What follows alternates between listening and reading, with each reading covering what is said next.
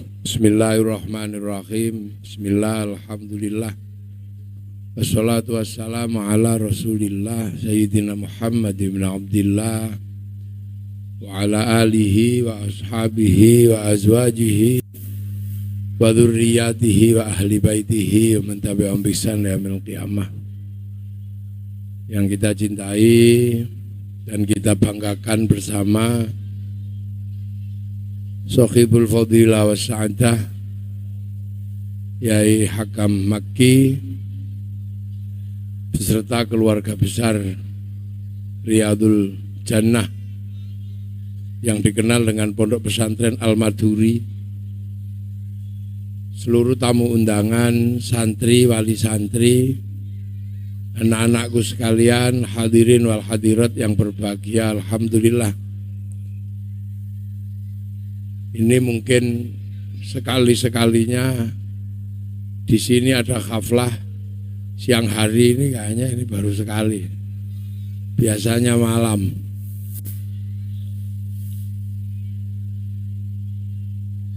Biasanya malam, ini ditaruh di siang. Dalam kondisi hujan. Semoga ini membawa keberkahan buat kita semua. Anak-anakku sekalian dan para hadirin yang berbahagia, kita ini berada di tengah kawasan industri Jababeka, Jakarta. Enggak, Jababeka itu artinya apa? Apa? Jakarta, Bekasi, Kerawang. Ini adalah sebuah keadaan yang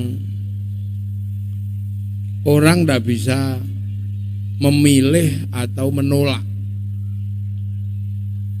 Karena Jababeka ini adalah tempat untuk memenuhi kebutuhan manusia.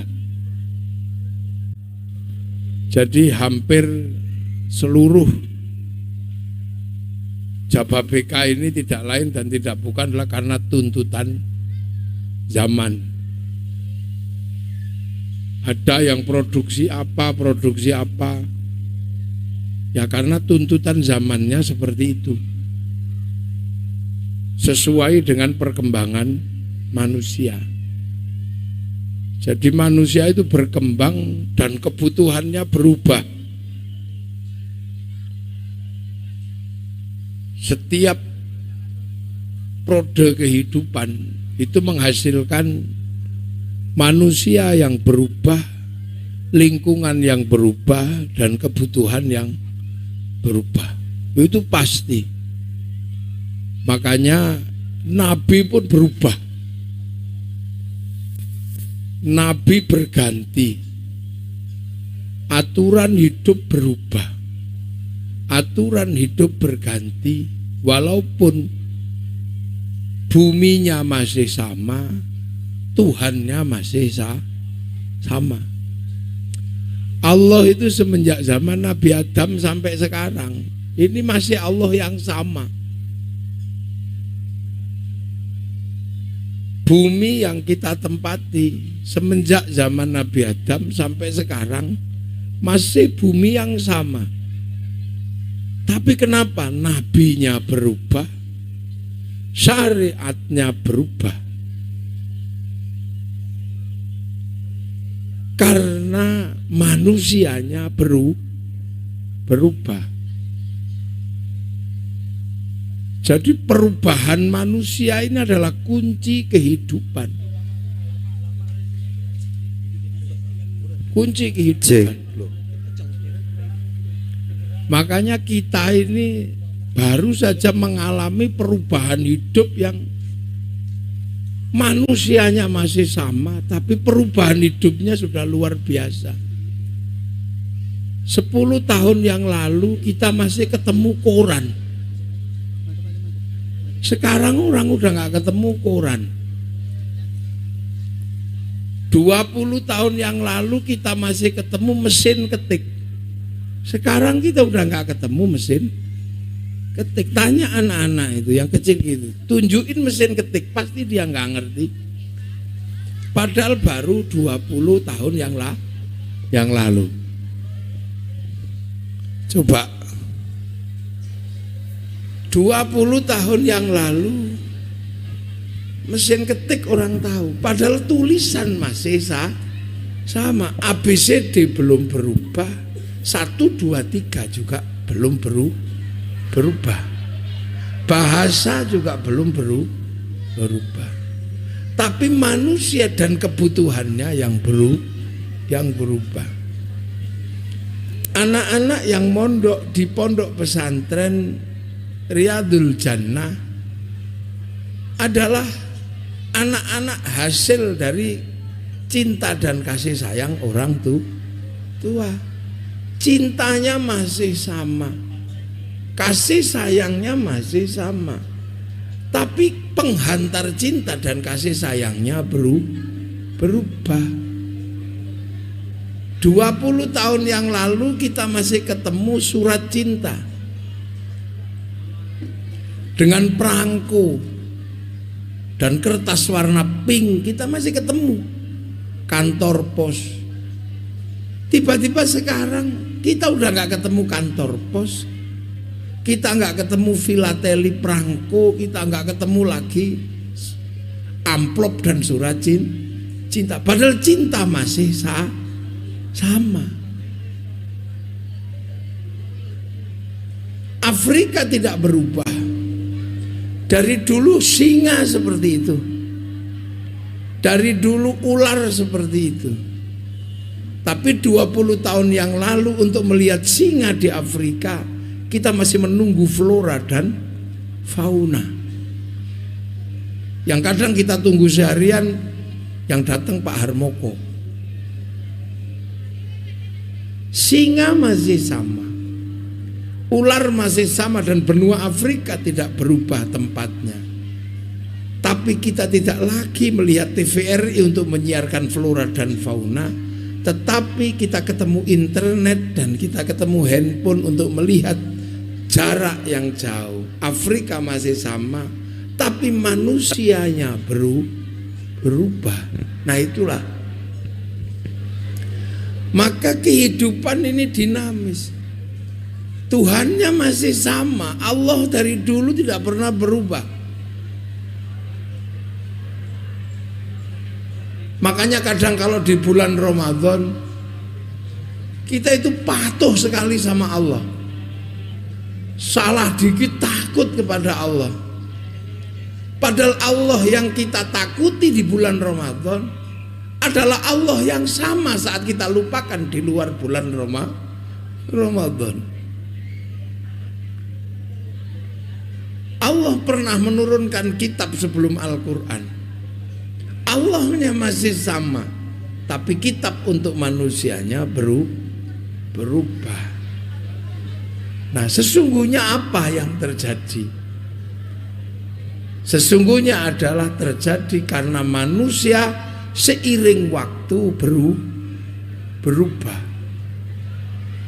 Makanya seiring waktu yang berubah ini, orang semakin banyak melakukan dinamisasi untuk apa?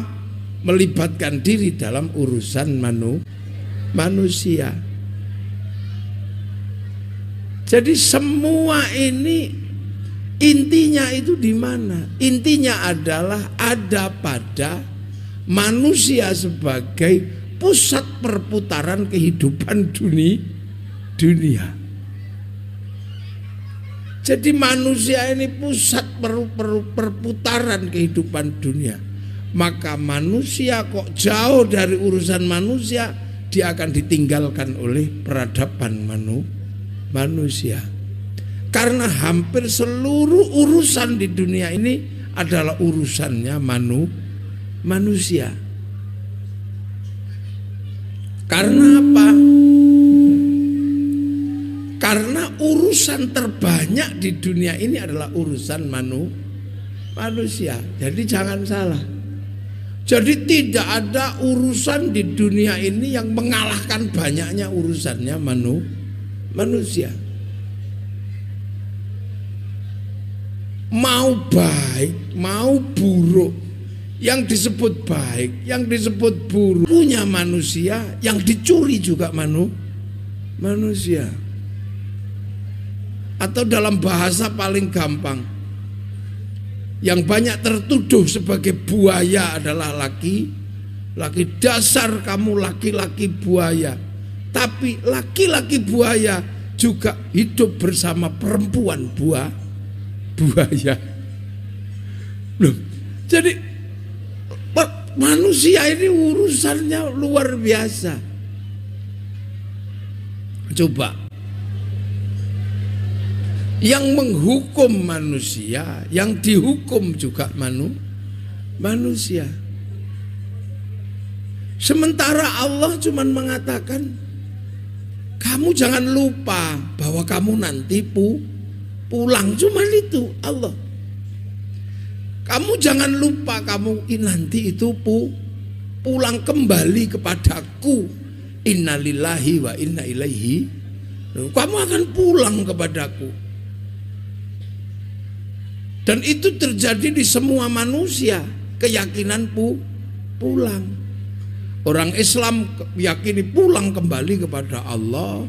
Orang Nasrani kembali kepada Allah Bapa di surga. Orang Hindu kepada Sang Hyang Widi di Swarga Loka. Orang Buddha pulang kepada Sang Buddha di Nirwana. Orang Yahudi pulang kepada Yahweh di surga. Semua punya keyakinan pulang. Dan Tuhan cuma minta itu. Kembali kamu kepadaku nanti. Tapi selebihnya kamu urus duniamu itu. Inni ja'ilun fil ardi khalifah. Aku jadikan kalian pemimpin. Karena apa? Karena manusia ini paling rentan hidup di sini nih. Jadi nggak ada yang paling rentan hidup di sini selain manusia. Sapi itu lahir lepas hidup asal nggak ketemu manusia. Ketemu manusia malah mati. Ikan itu ditaruh di sungai, hidup berkembang biak, beranak pinak, nggak akan mati. Matinya kalau ketemu manusia. Ayo. Burung-burung di angkasa itu terbang sesukanya, senikmat-nikmatnya. Dia tidak pernah terganggu. Tapi begitu ada manusia, dia digoreng.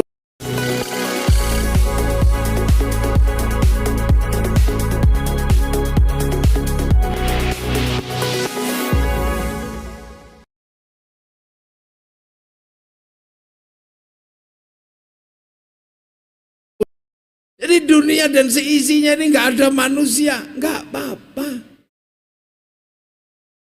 Gunung tetap hijau tanpa manusia. Manusia datang ke gunung, gunungnya rusak.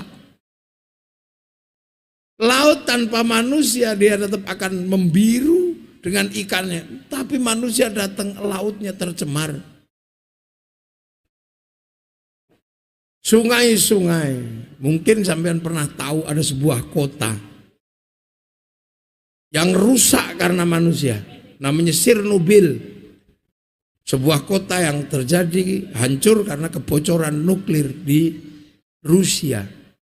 Kota itu diramalkan 200 tahun lagi baru bisa didatangi makhluk hidup. Karena reaksi nuklirnya luar biasa, radiasinya nggak bisa Tapi begitu manusia nggak datang ke situ, sekarang Chernobyl menjadi kota paling hijau di Rusia. Keledai bisa hidup, burung bisa hidup, ikan-ikan berada di antara kubangan-kubangan air. Dia menjadi kota yang hijau, cuman manusianya masih takut ke situ, takut kena radiasi. Nah, itu menandakan apa? Itu menandakan bahwa manusia sesungguhnya adalah bukan penduduk bumi. Makanya manusia itu tidak berakhir di sini. Manusia akan pulang kembali kepada Allah. Yang asli sini ya sapi itu, makanya dia survive di sini tanpa manusia. Katak itu tanpa manusia survive, lahir langsung lari. Tapi manusia karena bukan penduduk bumi, maka manusia ini rentan sekali adaptasinya. 9 bulan masih belum bisa beradaptasi, masih mati ditaruh di pinggir jalan. Tapi kucing sudah beranak 100, apalagi tikus, apalagi celeng, wah itu semuanya itu. Nah, itu makhluk-makhluk selain. Nah, manusia ini suatu saat akan pulang ke langit ke-7. Ini langit 1 ini. Sama kalau pengen tahu, bumi ini berada di langit pertama. Langit paling rendah ini. Isinya langit bumi itu isinya 9 planet. Merkurius, Venus, Bumi, Mars, Jupiter, Saturnus, Uranus, Neptunus, Pluto. Ini satu aja seperti pelita yang digantung di arasnya Allah. Kazujat seperti pelita yang digantung-gantung itu. Nah, manusia harus keluar nanti dari sini itu. Menembus namanya black hole, lubang hitam. Untuk menembus ke langit satu karena dia dulu dari sana. Makanya manusia itu kalau mau menembus ke langit ke-1 harus mati. Mati itu apa? Dipisah lagi antara nyawa sama jasad. Karena karoserinya manusia ini nggak sanggup menembus langit. Jangankan tubuh yang lemah seperti ini, gunung langit menembus atmosfer bumi, dari gunung-gunung angkasa masuk sini hancur menjadi meteor kecil. Apalagi kalau cuma model begini-begini ini, nggak sanggup menembus atmosfer bumi. Makanya kalau orang mau kembali ke sana harus dilepas. Karena apa? Casingnya manusia ini nggak sanggup, karena casing itu buatan lokal. Casing ini produk lokal. Ini produk Bekasi, produk Madura kayak gini tuh. Dari apa? Dari nutfah makanan orang tuh orang tuanya makan gitu. Makan apa saja. Nanti di saripati makanan yang jadi vitamin A diambil mata, yang vitamin C diambil kulit, yang vitamin K kalsium diambil oleh tulang. Nah, yang nggak berguna dikeluarkan lagi lewat hidung namanya umbel, yang nggak berguna dibuang lagi lewat belakang namanya tahu. Nah, yang diambil semua. Nah, saripati makanan manusia yang namanya zat hidup yang ada dalam setiap makanan. Karena Allah menciptakan kehidupan, idza arada syai'an ayyaqula lahu kun fayakun. Kun itu yang akhirnya jadi nutfah kehidupan. Nutfah itu dicampur di dalam sulbi orang tua untuk bikin casing masing-masing. Loh, makanya manusia itu casingnya itu dunia jadi segumpal darah, terus segumpal daging, habis itu terus dikasih nyawa, fanfukur ruh ditaruh, ditiup dari langit sana, sebelum diregister dulu di pusat datanya Allah. Allah punya pusat data di langit namanya Lauhil Mahfuz. Itu harddisk besar, cloud kalau orang sekarang bilang. Yang orang Nasrani Yahudi menyebutnya tabut Sulaiman.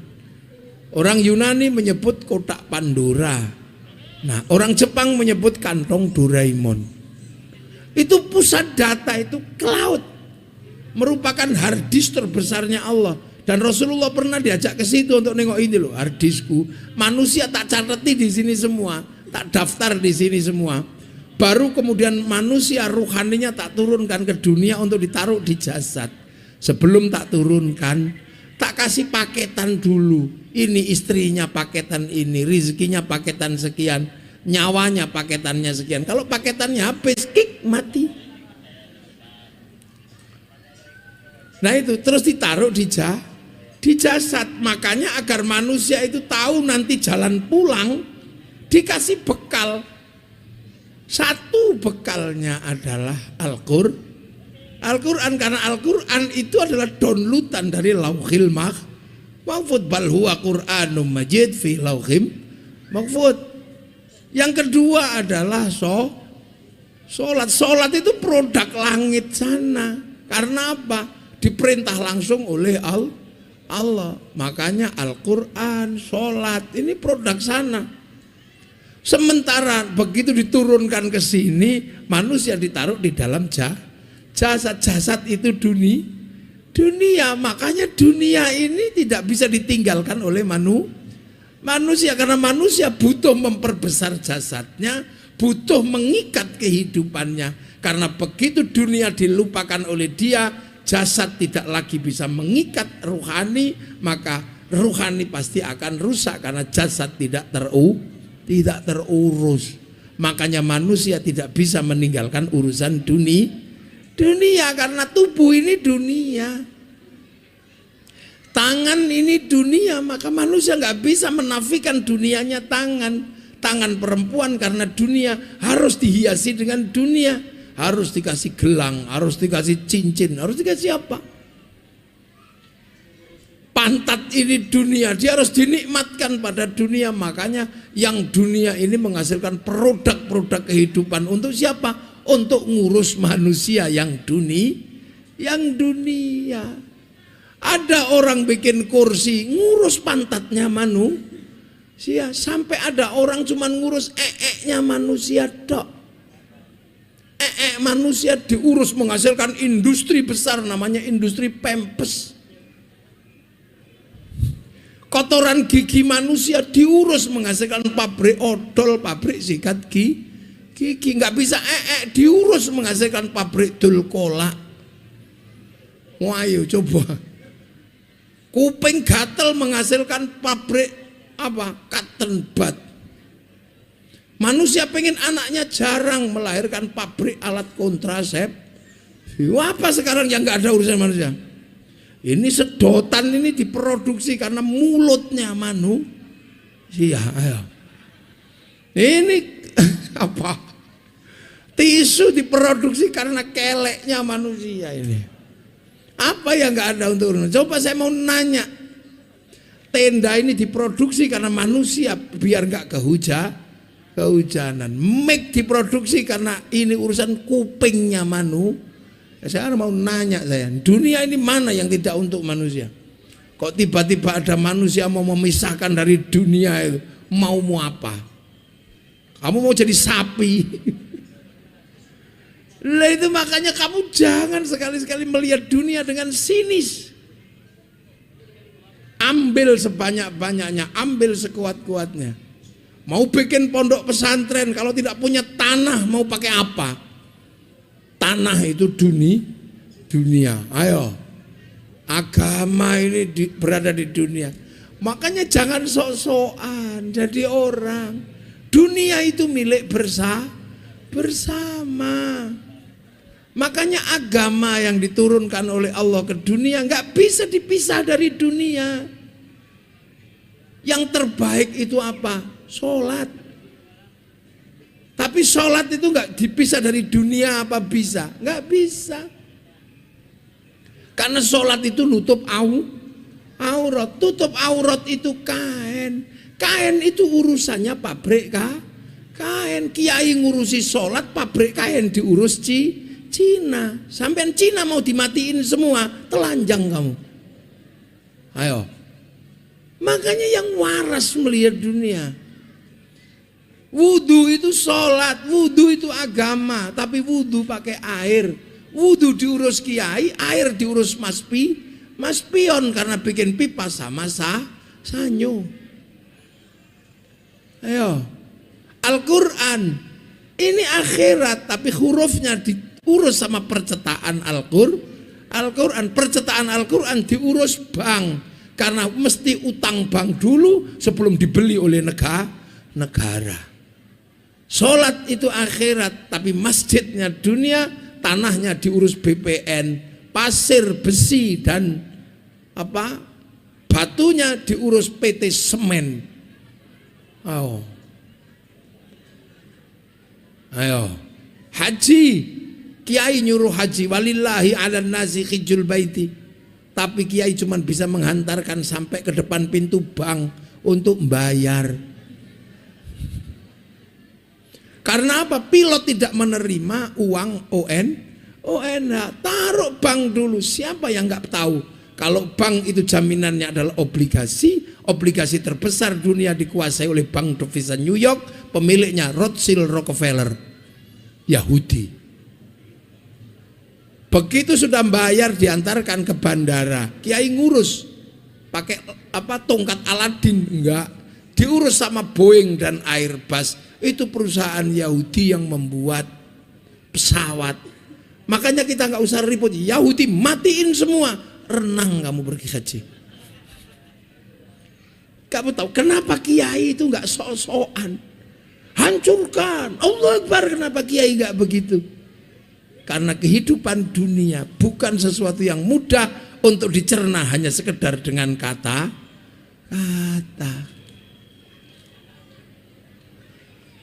Bahwa manusia ini begitu. Coba, karena dunia ini nggak bisa sampai pisah. Kalau ruhani memang akhirat yang punya dan dia akan pulang. Makanya nyawa ketika dengar azan Allahu Akbar, pasti pengen tapi bokong ini dunia, dia nggak mau beranjak dari tempat duduk. Sampai kiainya kompromi, mestinya ada sholat duhur 11:30, bisa mundur 11:30. Robana ya Robana, sampai capek nggak datang. Kalau di Jawa sampai tombo ati Pak Tarom gitu. Ini dunia, makanya kiai itu nggak sok-sokan. Zikir itu dunia, tapi dia manusia yang harus berzikir, yang punya watak ngantuk. Sudah tahu manusia itu ngantukan, diajak berzikir, ya harus gelengkan kepala biar dia tidak tidur. Kalau ruhani diam begini bisa kepada Allah, nggak ada masalah. Tapi ruhani diam begini, jasadnya tidur. Loh ini loh makanya. Nah itu makanya kalau sampean, saya nggak ngerti kadang itu. Sekarang kan kita suka yang galak-galak itu, yang dikit-dikit hancurkan. Loh itu kamu bisa apa? Allahu Akbar. Ini wajah tuh wajah. Iya. Tapi begitu kamu melek, kamu bisa matamu diajak sholat, yang kamu lihat adalah gambar pilkada. Loh pendukungnya Pak Prabowo. Allahu Akbar. Begitu ada gerata kayak kita gitu, ya Allah, kerupukku kehujanan. Bismillahirrahmanirrahim. Sabbihisma rabbikal a'la alladzi khalaqa fasawwa. Lama ini. Kiai maki ini lama ini. Kenapa bukan anaknya aja yang imamnya biar cepat? Loh, memang manusia bisa.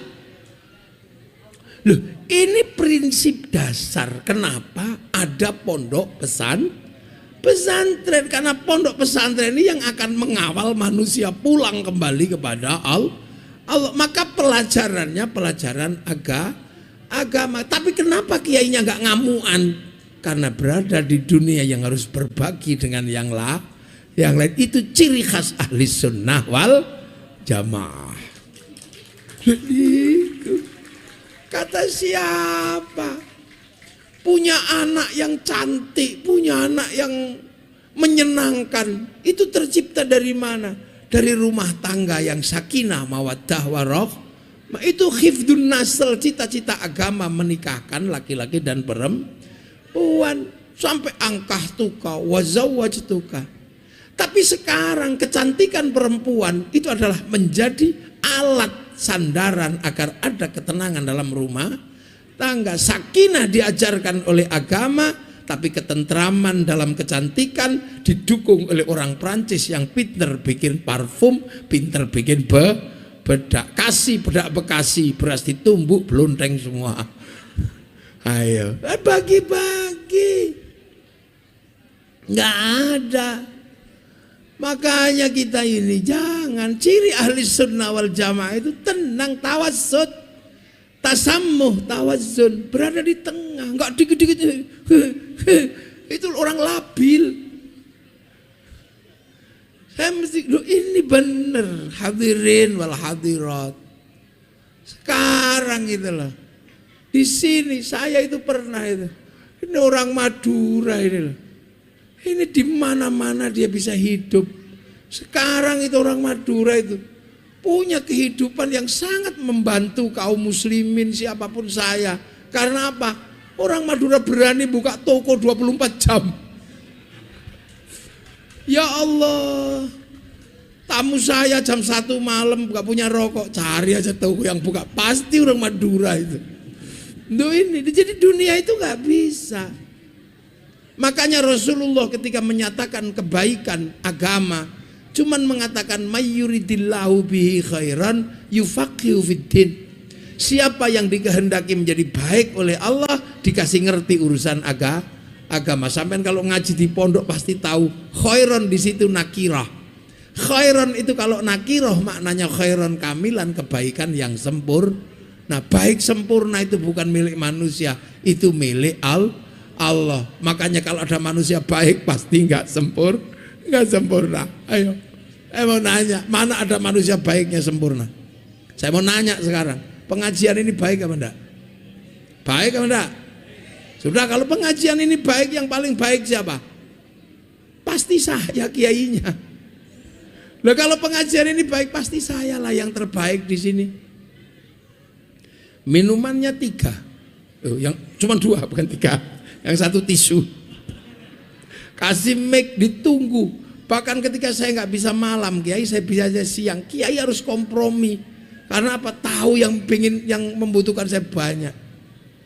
Tapi walaupun baik begini kelihatannya sendiri di depan, saya nggak boleh ngomong saya yang paling baik.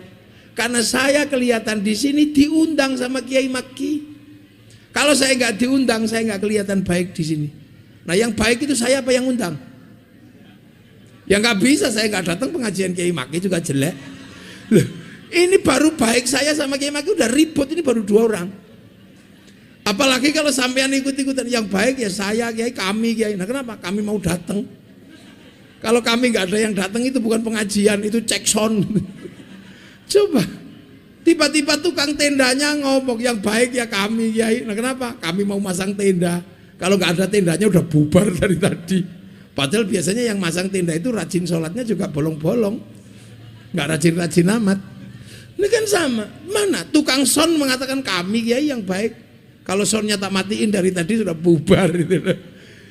Baik, makanya manusia itu gak boleh mengaku paling baik, karena kebaikan itu gak pernah bisa berdiri sendiri. Dan jasad manusia ini menjadi kuat itu karena makan. Dan makan bisa apa saja, tapi doanya sama, Allahumma barik lana. Kenapa bukan barikli? Karena makan itu urusannya orang banyak. Yang nanam siapa, yang macam-macam, yang bikin bumbu siapa. Menjadi enak karena ada yang bikin garam. Orang garam, yang bikin garam orang Madura, Kiai Maki tahu orang Madura kalau bikin garam pakai tambak. Sampean tahu nggak? Apakah waktu orang Madura bikin garam ditambah garamnya itu nggak kencing? Lah itu makanya orang Jawa bilangnya mirip, satu uyah satu uyuh. Jadi jangan pernah, makanya para ulama ini tawassul, tasammu, tawazun. Karena apa? Prinsip agama yang di dunia dan agama sifatnya nakirah. Lah ini yang harus dipahami. Maka jangan dikit-dikit teriak-teriak, nanti kamu malah tambah dosa. Bank haram, tapi kemana-mana pakai uang. Uang itu produksi bank, bukan bikinan KUD. Nah, makanya cari dunia kamu sesukamu, terserah. Amal li dunyaka ka'annaka ta'ishu abada. Tapi jangan lupa, wa'mal li akhiratika ka'annaka tamutu ghadan. Nah, untuk mengingat akhirat itu Rasulullah diutus Allah untuk ngingetin manusia. Lah, bekalnya apa? Mahual iman, mahual Islam. Itu bekalnya untuk pulang. Mawal iman antuk minabillahi wa malaikatihi wa kutubihi wa rasuli wal yaumil akhir wa bil qadri khairi wa syarri minallahi ta'ala. Iman itu iman kepada Allah, malaikat Allah, kitab-kitabnya Allah, utusan Allah, hari kiamat, takdir baik, takdir buruk dari Allah. Wa anna Muhammadar Rasulullah wa tuqimus sholata wa tu'tiyaz zakata wa tasuma ramadhana wa tahujjal baiti man istata'a ilaihi sabila. Yaitu sholat, syahadat, sholat, zakat, puasa, haji. Nah itu di mana? Ya di orang-orang yang membawa penerus-penerus agama dari Rasulullah. Nah terserah sampean, di sini pasarnya ada, rumah makannya ada, mau ngambil paket apa saja terserah. Yang penting kamu ini tahu paketannya Al-Quran. Kalau mau ngambil paket lengkap grosir ya harus ngumpulin 30 juz. Nah itu grosir, gak apa-apa, ambil semua kalau punya waktu. Kalau gak kuat ngambil semua, ya ngambil paketan kecil, paket Yasin aja. Kiai punya paketan namanya Yasinan. Kalau cuma mau ngambil paket kulhu, falak, nas, kiai punya paketan Yasin tahlil. Kalau cuma mau ngambil paket satu ayat ya tergantung kondisi. Kalau pengen satu ayat karena kita sedang dilanda cinta yang tidak berbalas, ambil paket innahu min Sulaiman wa innahu bismillahirrahmanirrahim. Kalau kita tiba-tiba tukang kelahi, ya ambil paket idza batostum jabarin. Kalau kita punya istri cerewet gitu, ambil paket sumum bukmun umyum faumlah irji'un. Ya kan? Kalau kita cuma paket berat itu, udah paket satu huruf aja ada. Kalau dipanggil suaminya jawab nun atau naon, itu sahuruf. Paketannya ada. Kalau nggak mau paketan ya sudah. Cukup jadi pendengar yang baik, karena setiap sore kiai pasti muter kaset baca Al-Qur'an. Nanti pulang ke sana ditanya Qur'anmu mana? Nggak bisa baca ya Allah. Nah terus, kita bukan orang Arab, nggak bisa baca. Nah terus bisamu apa? Nggak bisa. Tapi saya pernah mendengarkan Qur'an. Ya sudah, coba dicek dulu telinganya. Oh iya telinganya ada Qur'an. Ya udah, telingamu masuk masuk surga gitu. Ini adalah caranya para ulama untuk mendistribusikan ajaran Allah. Itu kalau Al-Quran. Sholat ya paketannya banyak. Ada paket tahunan, ada paket mingguan, ada paket harian. Kalau cuman kuatnya ngambil paket tahunan, ya rajinlah sholat Idul Fitri, Idul Adha. Kalau mau ngambil paket mingguan, yang rajin Jumatan. Nah kalau mau ngambil paket lengkap ya sehari 5 kali. Gitu aja nggak ribet. Itu nanti tempatnya ada. Wong surga itu tempatnya macam-macam. Yang paket komplit pasti surga tertinggi. Tapi kalau yang paketnya kurang ya diemper-emper, nggak apa-apa. Loh, Allah itu indah kalau hanya untuk menjelaskan bagaimana manusia harus beriman kepada Allah. Haji ya kalau bisa. Kalau nggak kuat, ya nggak usah ke sana. Kalau mau mencium Hajar Aswad, kalau bisa ke sana. Kalau enggak, ya tangan suaminya dicium, udah sama dapat Hajar Aswad. Kalau mau sholat di depan Ka'bah nggak bisa ke sana, ya kalau suaminya tidur dijejeri, udah gitu aja. Tapi laki-laki kalau nggak bisa berangkat ke sana, tapi pengen dapat pahala ibadah haji, sholatlah di satu masjid 41 kali tidak putus. Nah itulah makanya dulu orang Jawa itu kalau pergi haji ke Gunung Merapi, karena di Gunung Merapi itu ada masjid, tempatnya Syekh Jumadil Kubro. Orang ke situ untuk sholat Jumat 41 kali tidak putus, karena Wali Songo melarang ibadah haji. Wali Songo dulu awal-awal ngelarang orang pergi haji, karena kalau orang Jawa, orang Hindu kok pergi haji pasti masalah. Daripada masalah di sana mending diselesaikan di sini sambil diajari. Lah kenapa? Di sini tidak boleh ke candi batu sampai ke Ka'bah. Loh kok batu juga? Nanti jangan-jangan malah bingung. Di sini muter kiri pakai kain warnanya selimpang kuning, di sana selempang warnanya putih. Di sini kalau ibadah suci selesainya itu digundul, sana tahallul. Di sini kalau ibadah suci pakai air Gunung Penanggungan, air Gunung Galunggung, sampai di sana pakai air zam. Ini daripada konslet yang muda nggak usah ke sana, di sini aja dulu. Loh, itu kehebatan ulama-ulama dulu. Bagaimana mengajarkan agama itu tidak kemudian maksa kafah gitu, nggak dipaksa, tenang aja. Yang penting semua mendapatkan bekal kembali kepada Allah, dan itu ciri khas pondok pesantren. Makanya kiai ada yang kayak Kiai Maki masih pakai jubah. Nah, itu karena Kiai Maki tidak ke sawah. Tapi kiai yang kayak saya pakai jubah pergi ke sawah, nggak bisa nanam padi karena mesti kebulet. Makanya kiai di Jawa sana yang biasa ke sawah, baju syar'i model jubah dipotong. Potongan baju syar'i namanya syar'un. Karena di sana nggak punya huruf ain, punyanya Monggobotongo, maka syar'un jadi sarung, saruan jadi sarungan. Makanya kiai nggak pernah ribut masalah celana cingkrang, karena sarung itu fleksibel. Kalau mau panjang plotrokno, kalau mau cingkrang lintingan sing rada udah gitu aja lagi enak. Loh, makanya itu tugas itu berat. Lah itu agama, maka sampai di sini monggo ngambil paket lengkap, nanti ya tempatnya di sana mallnya bagus. Kalau paket hemat yang ngemper-ngemper di mall ya gak apa-apa. Tapi prinsip kehidupan agama dan dunia memang jangan dipisah-pisah. Karena nggak bisa. Nah itu loh, makanya ketika agama ini membutuhkan konsep hidup bersama, makanya Islam itu ketika hadir di sebuah tempat harus bisa menjalin kebersamaan dimanapun. Makanya Islam setelah dari Rasulullah di sana, yang kenapa ke Eropa sekarang nggak berkembang?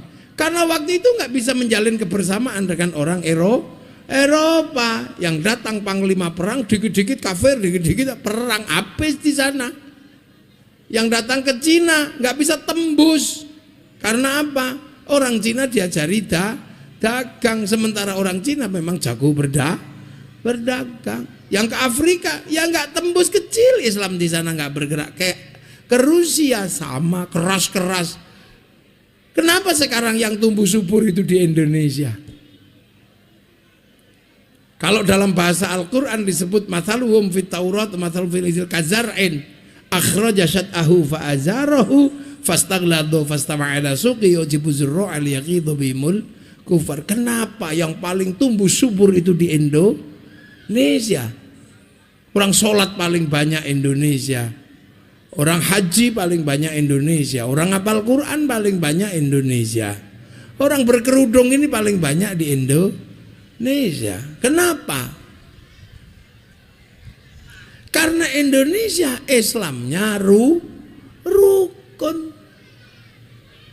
enggak dikit-dikit haram, enggak, tenang aja. Dan itu sudah direncanakan semenjak awal. Konsep beragama itu sama seperti zaman Rasulullah. Ketika Rasulullah pertama wakafa billahi syahida, sendirian Rasulullah di Arab, di Mekah. Sebagai nabi nggak ada yang kenal, karena orang Mekah nggak kenal nabi. Yang kenal nabi orang Filistin sama orang Madinah, karena nabi itu ilmunya kitab suci. Orang Mekah penyembah berhala.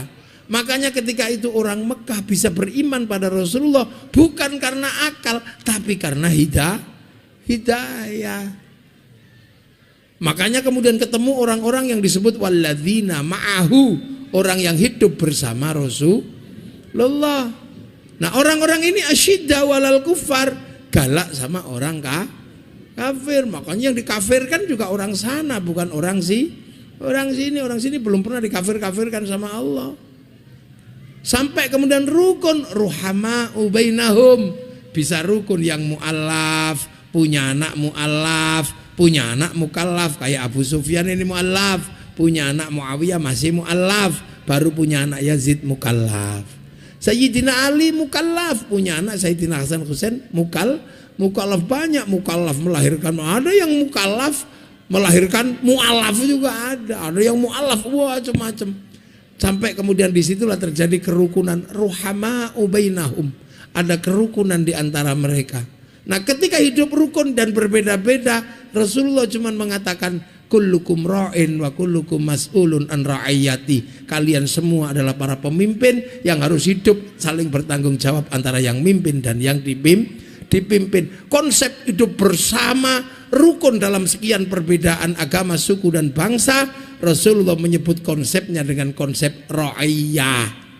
Konsep ra'iyah itulah yang diadaptasi di Indonesia untuk hidup berbeda-beda suku, bangsa dan agama, diserap ke bahasa Indonesia menjadi rakyat. Rakyat adalah konsep ra'iyahnya Rasulullah, dan satu-satunya bangsa muslim dunia yang sanggup mengambil kalimat ra'iyah untuk menyebut warga bangsanya hanya muslim Indonesia. Loh, makanya ra'iyah ini rukun. Kamu beda suku, beda bangsa, kamu rukun Indonesia. Nah ra'iyah itu kalau ngumpul bersama namanya musyarakah. Persekutuan bersama antar ra'iyah di Indonesia dikenal dengan bahasa masyarakat. Kalau kamu berbeda faham, berbeda saling ini, kamu bermusyawarahlah, wasyawirhum fil amri, maka muncul kalimat musyawarah. Nah dulu yang nata seperti ini bukan orang-orang sekarang, orang-orang yang kita kenal dengan para wali. Makanya karena yang nata itu adalah para wali, maka kemudian daerahnya disebut wilayah al-wali al-wilayah. Ya wilayah itulah yang sekarang dikenal dengan nama NKRI, Negara Kesatuan Republik Indonesia. Makanya pemimpin tertingginya Majelis Permusyawaratan Rakyat, Dewan Perwakilan Rakyat, bahasa Arab kabeh, bahasa Al-Qur'an. Inilah yang menyebabkan kita berhasil hidup bersama. Arab satu bangsa pecah puluhan negara, Afrika satu bangsa pecah puluhan negara, Cina satu bangsa pecah puluhan negara, Eropa satu bangsa pecah puluhan negara, tapi kita puluhan bangsa, suku dan agama pasti bersatu dalam satu negara kesatuan Republik Indonesia. Ini karena apa? Para wali yang dikenal dengan wali Songo. Kenapa wali yang datang? Orang menggugat, kenapa bukan panglima perang? Kenapa bukan saudagar? Nggak mungkin saudagar mengislamkan Indonesia. Karena orang Indonesia dulu Hindu yang boleh ngomong agama adalah Brahmana. Namanya pedagang itu sudra, petani pedagang itu sudra nggak boleh ngomong agama. Makanya nggak mungkin Islam disebarkan oleh saudagar, karena saudagar itu sudra. Yang bisa ngimbangi Brahmana adalah wali. Brahmana punya cakti, wali punya karomah. Makanya cerita kewalian itu cerita tentang karomah. Kenapa tidak ada cerita tentang pertanian? Orang Indonesia Nusantara sudah jago bertani. Kenapa tidak ada cerita bagaimana mereka juga membangun kekuasaan? Orang Indonesia tata negara. Kenapa tidak ada ilmu peternakan, ilmu perang? Kita jago dalam berperang. Karena Nusantara punya negara, punya peradaban, bahkan ketika Arab masih jahiliyah. 571 Rasulullah lahir di Makkah, sini sudah punya kerajaan Tarumanegara, punya kerajaan Kalingga, punya kerajaan Kanjuruhan, punya kerajaan Mataram. Kita sudah komplit. Makanya ketika Islam datang ketemu dengan Bhinneka Tunggal Ika, makanya hasilnya tumbuh seperti ini. Dan itu pertumbuhannya siapa? Ya para ulama ini, pesantren, kiai-kiai ini. Makanya pemilik penanam sah Islam di Indonesia itu Wali Songo dan para kiai yang kayak begini. Jangan disalah-salahin. Gitu loh. Ini fungsinya memahamkan kita bahwa hari ini kita menikmati betul Islam di Indonesia menjadi Islam paling kuat, Islam di Indonesia menjadi Islam yang paling beradab, Islam di Indonesia menjadi kekuatan Islam yang paling komplit. Mau tasawuf ada, mau Al-Quran komplit, mau ilmu kalam komplit, mau ilmu fikih komplit, mau ilmu alat, mau cari apa tentang pustakaan Islam kalau di Indonesia, kalau yang nggak ada semua. Gak ada semua yang di sana, di sini ada. Lulusan Tebu Ireng, lulusan Ploso, lulusan semua. Inilah Islam di Indonesia komplit. Memang kalau nggak paham itu kadang juga menyalah-nyalahkan. Inilah. Jadi sampean enak ketemu dengan konsep keislaman dan keagamaan dan kenegaraan bisa komplit kayak di Indonesia. Makanya ro'iyah ini harus bersatu, harus rukun. Disitulah makanya para kiai menjaga betul persatuan menggunakan agama. Wa'tasimu bihablillahi jami'an wa la tafarraqu. Makanya kiai ini selalu bersama. Ketika berdoa, yang lain amin-amin, kiainya berdoa. Kalau sudah yang banyak berdoa kok tambah ngumpul, diajak ke alun-alun namanya istighosah kubro. Kalau sudah di situ semua hidup bersama, yang jual baksonya laku, yang jual tahunya laku, yang jual martabaknya laku, semua hidup bersama. Ayo coba semuanya sama. Nah inilah. Makanya dunia yang kita ambil ini sesungguhnya adalah menghantarkan kita kembali kepada Allah dengan husnul khatimah. Inilah namanya ad-dunya mazra'atul akhirah. Makanya kalau kita ini santri ini ya tenang. Oh iya, melihat dunia tidak sinis, tidak kemudian dunia tinggalkan apa gitu. Itulah ya. Nah ini alhamdulillah sudah mulai hujan dan mungkin belum sholat asar ya. Belum sholat asar. Ini jam berapa?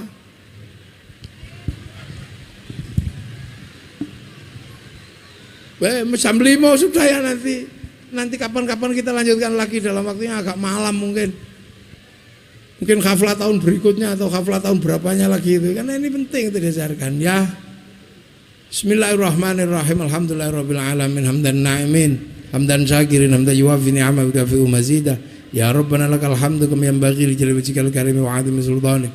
Allahumma iftah alaina futuhal arifin bi hikmatika wa ansur alaina rahmatak wa dzakkirna ma nasina dzikra ya Allah wa bihaqqi rabbana inni askantu min dzurriyyati biwatin ghairi dzi zar'in 'inda baitikal muharram rabbana liyuqimus sholata faj'al 'abdan minan nasi tabi ilaihim warzuqhum minat thamarati lam yashkurun ij'al aulatana dzurriyyatina talamidan alimna lil khair alibatan muslimin qiyamatin wa hasul maqasidana maqasidul akhirah warzuqna rizqan halalan tayyiban ya Allah ya Allah ilahi ya karim ilahi ya karim tamim bina'ana ma'had hadal ma'had ya Allah ilahi ya karim tamim bina'ana bijail mustafa sahil alaina ilahi ya karim tamim bina'ana bijail mustafa sahil alaina rabbana atina min ladunka rahmah wa ilana min amrina rasyada Allahumma salli wa sallim wa barik ala maulana Muhammadin wa ala alihi wa nisyan binurihi fi kulli lamhatin wa nafasin adada mawasi'a ilmullah rabbana atina fid dunya hasanah fil akhirati hasanah wa qina adzabannar sallallahu alaihi sayyidina Muhammadin walhamdulillahi rabbil alamin bismillahil fatihah